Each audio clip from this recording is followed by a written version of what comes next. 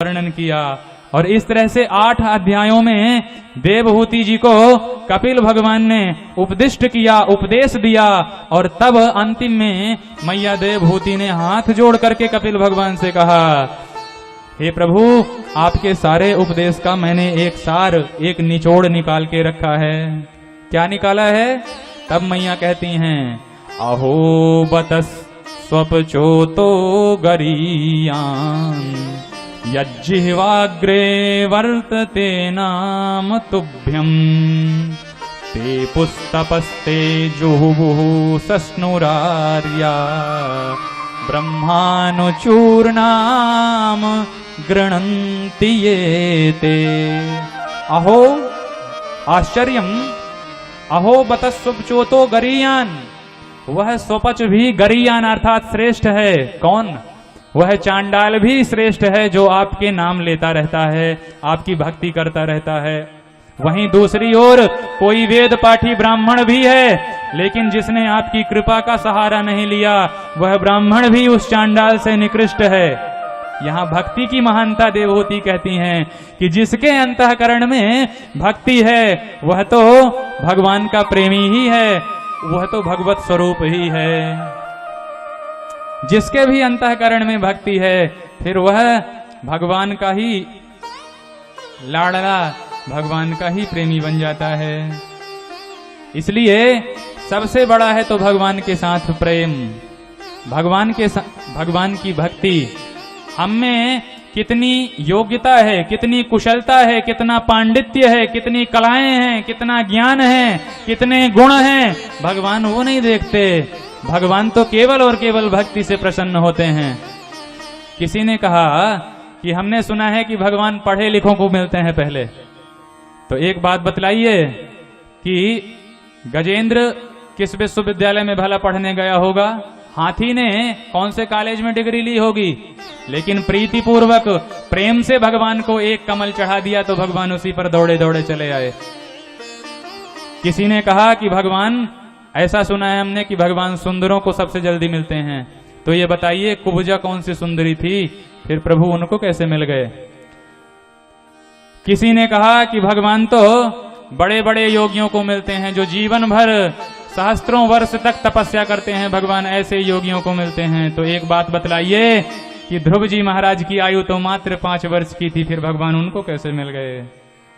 किसी ने कहा कि भगवान बलवानों को मिलते हैं, भगवान हनुमान जी जैसे बलवान को मिलते हैं। तो एक बात बतलाइए कि उग्रसेन और राजा अंग को कैसे प्राप्त हो गए, जिनके बेटों ने ही उन्हें बंधन में डाल दिया था। किसी ने कहा कि भगवान गुण से रीझते हैं, तो फिर गणिका और अजामिल को कैसे मिल गए? तो फिर भगवान रीझते काहे से हैं, प्रसन्न काहे से होते हैं? भागवतकार कहते हैं, भक्त्या तुष्यति केवलम न च गुणैः भक्ति प्रियो माधवः। वे परम प्रभु तो, वे करुणा वरुणालय तो जिसके अंतःकरण में भक्ति है बस उसी पर रीझते हैं। वो किसी के गुणों पर नहीं रीझते, क्योंकि आप किसी को अपने गुणों से तब प्रभावित करोगे जब वो आपसे कम जानकार होगा। कोई आपके गुणों से तभी प्रभावित होगा जब वह आपसे कम जानता होगा। पर भगवान से ही सारे गुण प्रकट होते हैं। भगवान अनंत गुणगणों के निधान हैं, भगवान अनंत गुणगण निलय हैं, अनंत गुणगण में परिनिष्ठित रहने वाले हैं। उनसे ही सारे गुण दुनिया भर के प्रकट होते हैं। तो फिर हम उनको किस गुण से प्रभावित कर सकते हैं? इसलिए भक्त्या तुष्यति केवलम, केवलम भक्त्या तुष्यति। इसलिए भगवान को केवल और केवल भक्ति प्रिय है, केवल भगवान भक्ति से ही मिलते हैं। हरि का भजन करो, हरि है हमारा, हरि का भजन करो, हरि है हमारा। हरि का भजन करो, हरि है हमारा। हरि का भजन करो, हरि है हमारा। हरि के भजन बिना, हरि के भजन बिना, प्रभु के भजन बिना, प्रभु के भजन बिना नाही गुजारा। हरि का भजन करो, हरि है हमारा। हरि का भजन करो, हरि है हमारा।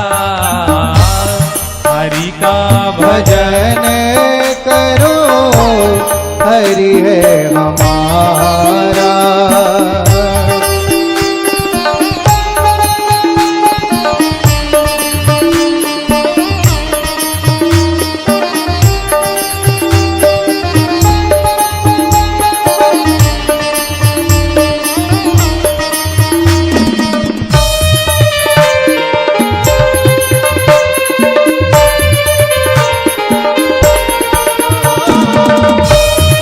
हरि बोल।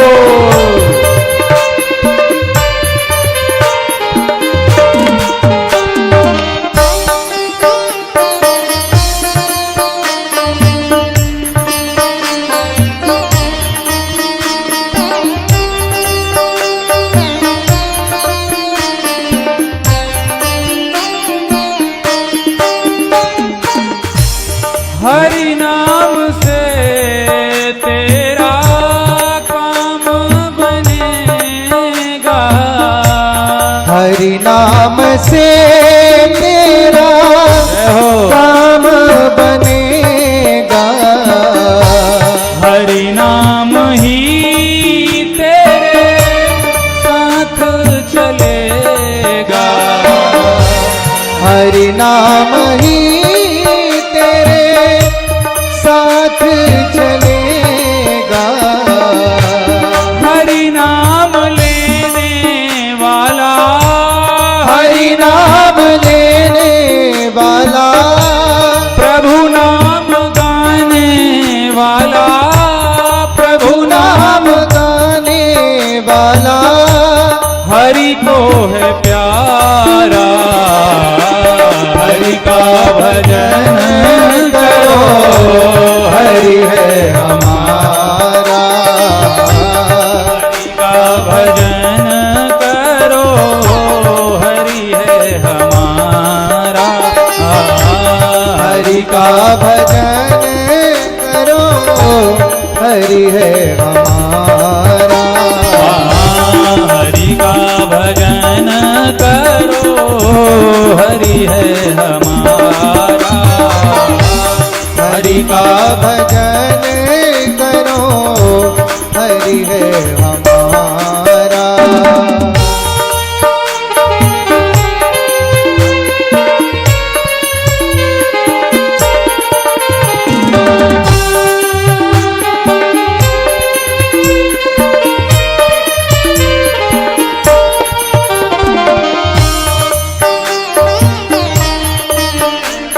मीठी मीठी तालियां बजाते जाएं और हमारे साथ भगवान का भजन करते जाएं।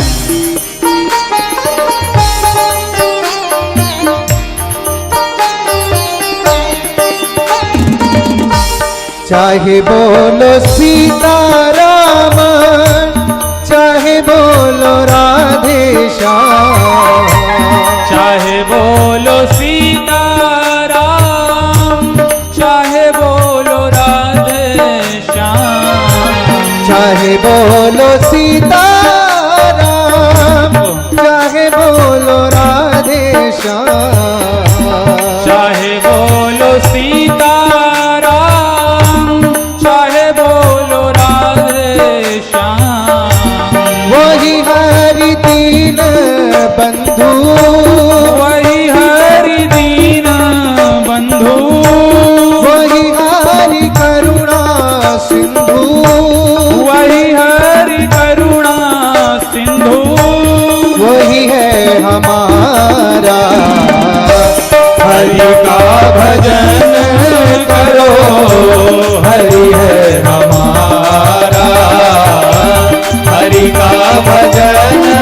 करो हरि है हमारा हरि का भजन करो हरि है हमारे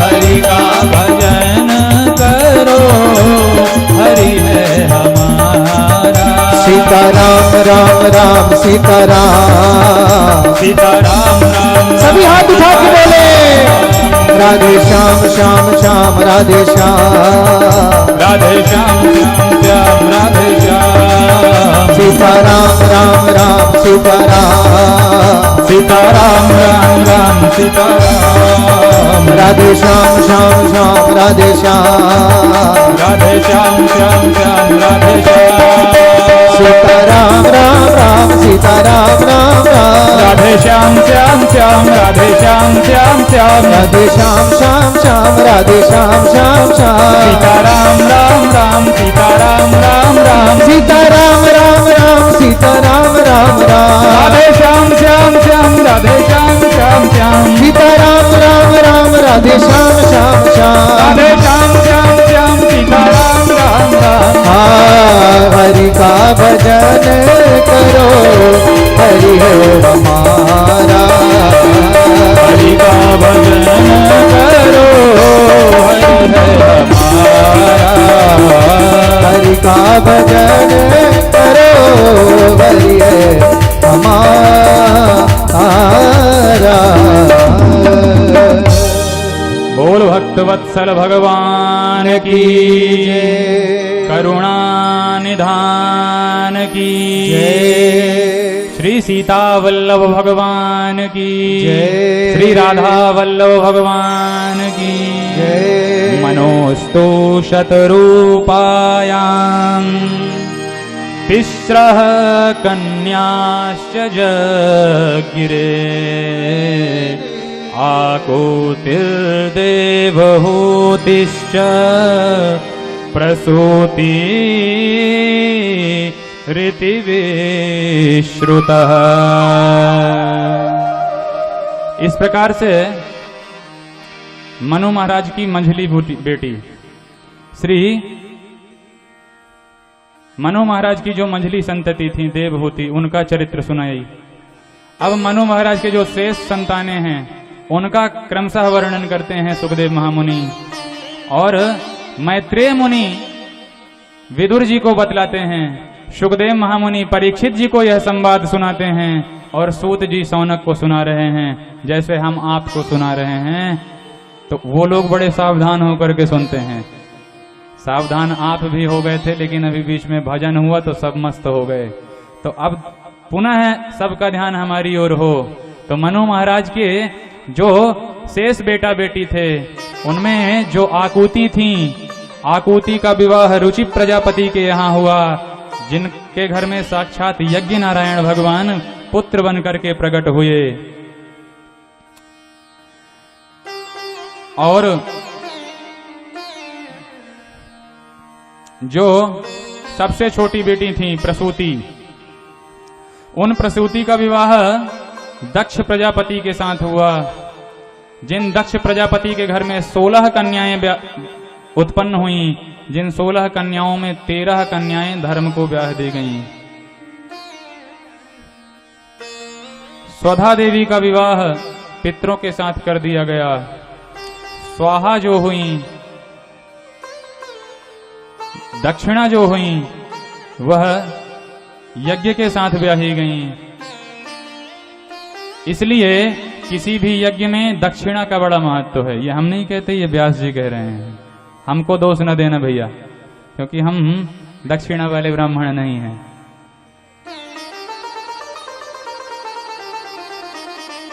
यज्ञ के अंत में पंडित जी को दक्षिणा दी जाती है। क्यों? क्योंकि यज्ञ की पत्नी है दक्षिणा, और बिना पत्नी के पति देवता अपूर्ण माने जाते हैं। इसलिए यज्ञ नारायण की पत्नी हुई, अर्धांगिनी हुई दक्षिणा। और जो सबसे छोटी बेटी हैं सती, वो भूत भावन भोलेनाथ को ब्याही गईं। बोल शंकर भगवान की। एक बार ब्रह्मा जी ने दक्ष को प्रजापति पद प्रदान कर दिया। प्रजापति जो होते हैं, प्रजापति पद में जो व्यक्ति बैठते हैं, वह देवताओं से 100 गुना अधिक सुख में रहते हैं। माने देवताओं के भी ऊपर जिनका राज्य रहता है वो प्रजापति कहलाते हैं। तो जब प्रजापति का पद प्राप्त किया दक्ष ने, तो देवताओं ने इसके सम्मान में एक सभा आयोजित की और उस सभा में सारे ही देवी देवता आमंत्रित किए गए। ब्रह्मा, विष्णु और भगवान भूत भावन भोलेनाथ भी पधारे, जो तीनों ही एक साथ एक ही जगह बैठे हुए थे। सभा में सबसे अंतिम में सभापति महोदय का आगमन हुआ, जिनका नाम था प्रजापति दक्ष। दक्ष ने पद के मद में भर करके सभा में जितनी समय प्रवेश किया, तो सारे ही देवी देवता दक्ष के सम्मान में उठ करके खड़े हो गए और अभिवादन पूर्वक उनको नमस्कार करते हैं। तो अहंकारी की दृष्टि वहां होती है कि कौन हमको नमस्कार नहीं कर रहा है, कितने लोग उसे प्रणाम करते हैं ये नहीं देखता, किसने नहीं किया इस पर ज्यादा दृष्टि होती है अहंकारी की। और दक्ष पद के मद में, क्योंकि नहीं को जन्मा अस जग माही, प्रभुता पाय जाही मद नाही, बड़ अधिकार दक्ष जब पावा। जैसे ही दक्ष ने बड़ा अधिकार प्राप्त किया, तो उसके हृदय भवन में, उसके हृदय में अहंकार का अंकुरण हो गया, अहंकार ने जन्म ले लिया और मदोन्मत्त होकर के सभा को देखने लगा। दक्ष तो 3 बैठे भी नजर आ गए। 3 लोग खड़े होकर के दक्ष को प्रणाम नहीं किए थे। क्यों? क्योंकि उन तीनों से दक्ष का पद छोटा है। बोलो जय सिया राम। जय सिया राम। तो दक्ष की दृष्टि जब ब्रह्मा, विष्णु और महेश पर गई, तो सबसे पहले ब्रह्मा जी के लिए विचार करता है कि चलो ये हमारे पापा जी हैं, पिताजी हैं, तो बैठे रहने दो। और दूसरी नजर गई भगवान नारायण के ऊपर, तो नारायण के लिए सोचता है कि चलो ये तो हमारे दादाजी हैं, कोई बात नहीं, बैठे रहने दो। लेकिन जैसे ही दक्ष ने शंकर जी को देखा, तो दक्ष की आंखें लाल हो गईं, क्रोध से तिलमिला गईं। अरे ये तो मेरा दामाद है, इसे तो मैंने अपनी बेटी ब्याही है, और दामाद का स्थान पुत्र के बराबर होता है, फिर इसने उठ करके मेरा आदर सम्मान क्यों नहीं किया? तो सभापति जी सभा में घुसते ही बोल पड़े, श्रूयताम ब्रह्मर्षयो में सहदेवा सहाग्नयः। सभी सभासद सावधान होकर के हमारी बात श्रवण करें। सारे सभासद सावधान हो गए। क्या बात है भाई? क्योंकि सभापति का भाषण सभा के अंत में होता है, और ये आते ही सभापति जी बोलना प्रारंभ कर दिए, तो कोई विशिष्ट बात होगी, कोई विशेष बात होगी। कहिए महाराज, क्या कहना चाहते हो? दक्ष कहता है, साधूनां ब्रुवतो व्रतम नाज्ञानान्न च मत्सरात्। सभ्यों की सभा में किसी सभ्य को ही बुलाना चाहिए, असभ्य को बिल्कुल नहीं बुलाना चाहिए। अब सारे सभासद एक दूसरे की ओर टुकुर टुकुर देखने लगे कि भैया यहां आपको असभ्य कौन नजर आ रहा है?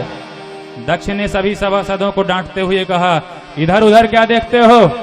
अरे ये नरमुंडों की माला पहने हुए, सांप लपेटे हुए, शरीर में भभूति रमाए हुए अवधूत शंकर तुमको नजर नहीं आ रहा? राम राम। दिन भर भूत प्रेतों के साथ रहता है, चिता की राख अपने शरीर पे लगाता है, तो कहां से आई इसको सभ्यता का पाठ? अरे ये शंकर तो ठीक ऐसा ही है जैसे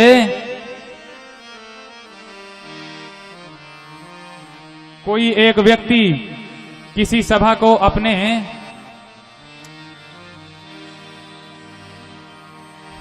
कारण मैली कर दे। अयम तो लोकपालानाम यशोगनो निरपत्रपः तद्भिराचरितः पंथा येन स्तब्धेन दोषितः। अरे ये हम लोकपालों में मिलकर के हमारी कीर्ति को कलंकित करने वाला है अवधूत शंकर। इसे सभ्यता का एबीसीडी भी नहीं आता, ये सर्वथा असभ्य है, और ऐसा न जाने कितना भला बुरा कहने लगा। किसी ने कहा कि भैया आपने अपनी बेटी का विवाह करते हुए इनके ये गुण नहीं देखे थे क्या? जब आपने अपनी बिटिया ब्याही थी तब आपको इनमें ये अवगुण नहीं दिखाई दिए थे? तो दक्ष कहता है कि मैंने अपने पूज्य पिताजी ब्रह्मा जी के कहने पर जबरदस्ती अपनी मृगलोचनी, अपनी कमल नयनी कन्या का, हिरण नयनी कन्या का, मृग नयनी कन्या का विवाह इस बंदर नयन के साथ कर दिया, इस मरकट नयन के साथ कर दिया।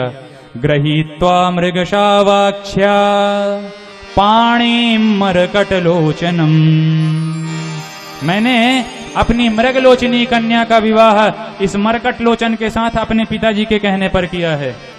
इस बंदर जैसी आंख वाले की क्या बराबरी मेरी मृगलोचनी कन्या के साथ। जैसे ही शंकर जी को बंदर जैसी आंख वाला कहा तो नंदीश्वर तमक करके खड़े हो गए। भोले बाबा, ये आपको इतना भला बुरा कह रहा है, अभी आदेश करो तो 2 मिनट में इसकी बोलती बंद कर देता हूं। भोले बाबा ने कहा, नंदीश्वर शांत बैठ जाइए। अरे आप तो जानते ही हो कि ये ससुराल का मामला है, ससुराल में सभी को गालियां खानी पड़ती है। अंतर इतना है कि सब शादी में खाते हैं और हम शादी के बाद खा रहे हैं। अब जैसे हम सुन रहे हैं, जैसे हम गाली खा रहे हैं, वैसे आप भी प्रेम से पालो, क्या बिगड़ता है? अरे अपने शरीर में चिपक थोड़ी रही है ये गालियां। तो नंदीश्वर ने कहा ठीक है भैया, जब ससुराल वाली बात है तो कोई बात ही नहीं। तो नंदीश्वर मन मार के रह गए। इसने तो शंकर जी को ललकारते हुए, शंकर जी को भला बुरा कहते हुए शंकर जी को श्राप दे दिया कि मैं प्रजापति दक्ष इस अवधूत शंकर को श्राप देता हूं, इस अवधूत शंकर को श्राप देता हूं कि इसे आज के बाद किसी भी यज्ञ में किसी भी प्रकार का कोई भी भाग न दिया जाए।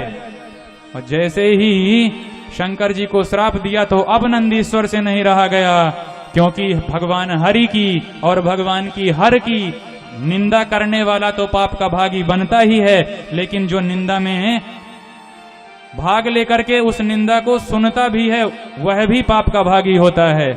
हरि हर निंदा सुन ही जे काना, तो हो ही पाप गौ घात समाना। भगवान भोलेनाथ की और भगवान नारायण की निंदा कभी सुननी नहीं चाहिए। अगर आप में सामर्थ्य है तो सामने वाली की जीभ खींच लो, और अगर आप ऐसा नहीं कर सकते हो तो उसके सामने से ही चले जाओ। नंदीश्वर तिलमिला करके खड़े हो गए और भरी सभा में प्रजापति दक्ष को ललकारने लगे। अरे प्रजापति, तुझको ये छोटा सा पद क्या मिल गया? तू तो पद के मद में भर करके देवाधिदेव भूत भावन भोलेनाथ महादेव की महिमा को ही भूल गया। जा, मैं भी तुझको श्राप देता हूं कि जब से आया है तब से बकरे की तरह बड़बड़ाता जा रहा है, तो तुझको भी किसी अज का ही मुख लग जाए, किसी बकरे का ही मुख लग जाए, तू बकरे के मुख वाला बन जाए। जब दक्ष को नंदीश्वर ने श्राप दिया तो दक्ष के पक्ष में भृगु जी खड़े हो गए, और भृगु ऋषि उठ करके कहते हैं, नंदीश्वर, तुम ससुर और दामाद के मामले में बोलने वाले बीच में कौन होते हो भाई?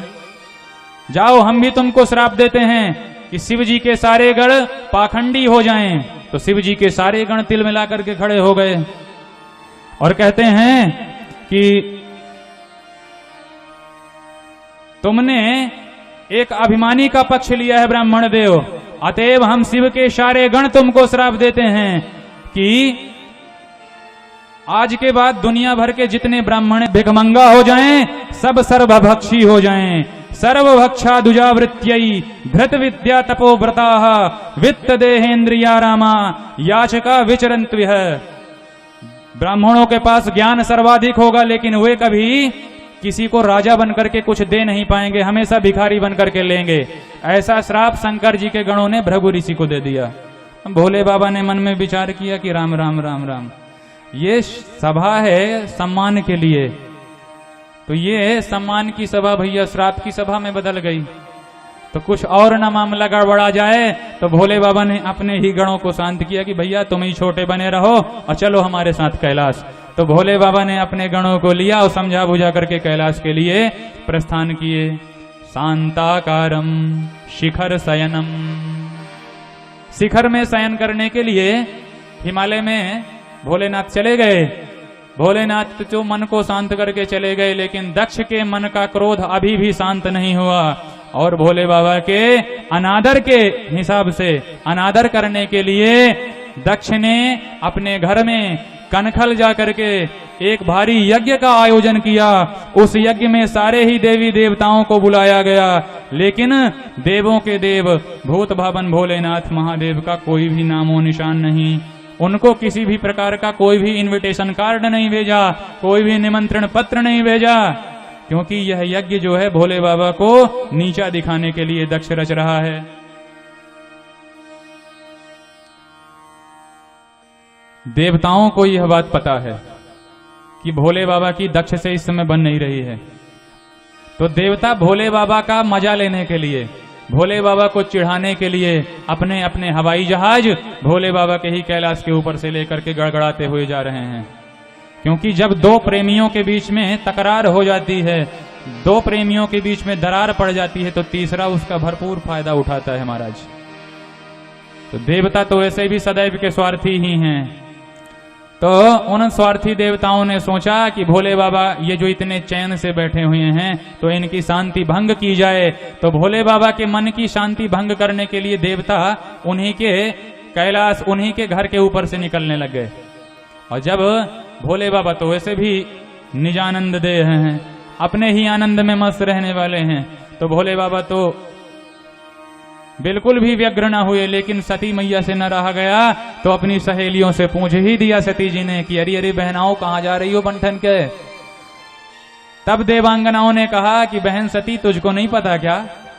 अरे तेरे पिताजी ने तेरे मायके में एक यज्ञ का आयोजन किया है, उस यज्ञ में तुझे नहीं बुलाया क्या? सती जी ने वहां पे बात संभाली और कहती हैं, अरे अरे बहनाओं, तुम सब चलो और मैं अभी भोलेनाथ के साथ आती हूं। और सभी देवांगनाओं के जाने के बाद सती मैया भोले बाबा के पास में आती हैं, और भोले बाबा के पास में आकर के ध्यान में बैठे हुए भोले बाबा के श्री चरणों को शनैः ही दबाना प्रारंभ करती हैं। देखिए, माताओं का जब कोई स्वार्थ होता है ना, तो वो पति से बड़े प्रेम से बात करती हैं। बोलो राधे राधे। तो भोले बाबा के पास में सती मैया आई और चरण दबाते हुए भोले बाबा से कहती हैं, भोले बाबा प्रणाम। सती जी से शंकर जी ने प्रश्न किया, देवी क्या बात है, आज बड़ी भारी सेवा हो रही है हमारी। सती जी ने कहा, भोले बाबा आपको नहीं मालूम, हम पतिव्रताओं का तो धर्म ही है अपने पति की सेवा करना, इसलिए मैं अपने पातिव्रत धर्म का निर्वहन मात्र कर रही हूं, शेष तो कुछ भी नहीं। भोले बाबा ने कहा, सो बात तो ठीक है देवी, लेकिन आज कुछ ज्यादा ही धर्म निभा रही हो, खोल करके बताओ आपके मन में क्या क्या चाहती हैं। तब देवी सती ने अपने पति शंकर भगवान से अपने मन की बात कही। प्रजापतेस्ते स्वसुरस्य सांप्रतम् निर्यापितो यज्ञ महोत्सवः किल वयं च तत्रा भिसराम वामते यद्यर्थितामी विबुधा व्रजन्ति प्रजापतेस्ते स्वसुरस्य सांप्रतम्। हे भूत भवन भोलेनाथ, आपकी ससुराल में आपके ससुर जी ने एक भारी यज्ञ का आयोजन किया है। प्रजापतेस्ते स्वसुरस्य सांप्रतम् निर्यापितो यज्ञ महोत्सवः किल। आज आपकी ससुराल में आपके ससुर जी ने एक यज्ञ का आयोजन किया है, उसमें आपको चलना चाहिए। अब देखिए सती जी की शब्द शैली देखिए, नहीं तो माताएं अपने मायके की चर्चा करती हैं तो अकड़ जाती हैं।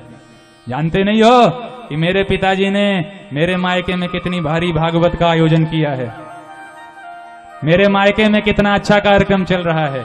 तो जब माताएं अपने मायके की चर्चा करती हैं तो जरा जोश के साथ करती हैं। लेकिन आज चूंकि सती जी को शंकर जी से उनकी ससुराल चलने का निवेदन करना है और उनकी ससुराल में चलने के लिए उनके मन में ललक पैदा करनी है, इसलिए उनके ही मन से बातें कर रही हैं। प्रजापते ते स्वसुरस्य सांप्रतम यज्ञ महोत्सव आयोजित